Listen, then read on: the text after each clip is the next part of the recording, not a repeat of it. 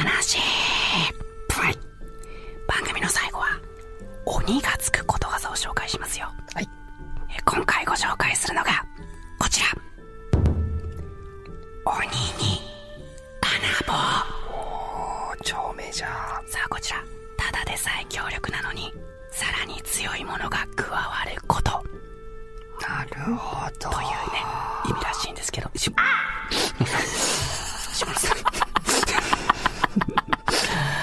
ああ、なるほどね。いや、やっぱりね。いや、ただの炭酸じゃダメなんですね。やっぱ強炭酸だとやっぱね。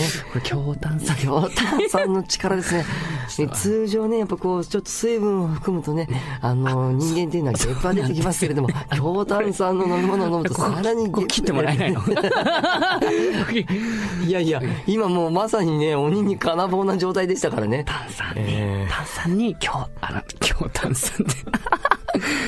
そうね。炭酸を強くすることによって、こういうことが生まれるっていう、鬼に金棒でしたよね。ちょっと皆さん本当深いな気分になったらね、本当ね、申し訳ない。多分ここは切ってくれないと思うんです。切ってくれない、これはもう無理かな。ちょっとね、これは切ってもらえない。飲みすぎましたね。そうだね、ちょっとびっくりしちゃったね。どうですか、橋村さん。汗止まらないんですけど、ちょっと。僕はね、でもね、今のはギリギリ大丈夫だと判断しておりますよ。明らかに出たのはわかるけど、そこまでこう不快な感じではなかったと。いい音出ました。いい音でしたね。僕はもうちょっと本当今笑いすぎてね、後頭部が痛いです。どうですか、鬼に金棒ありますか、島さんにとって。一生懸命考えてたんですけど、もうその考えること自体ももう今放棄してしまいましたね。本当ですか。いや、もうすごい強力でしたね。いや、強力な人でございましたね。炭酸は強炭酸には注意してくださいというね。気をつけてくださいね。本当強力ですから。これでまた一つ鬼に詳しくなりましたね。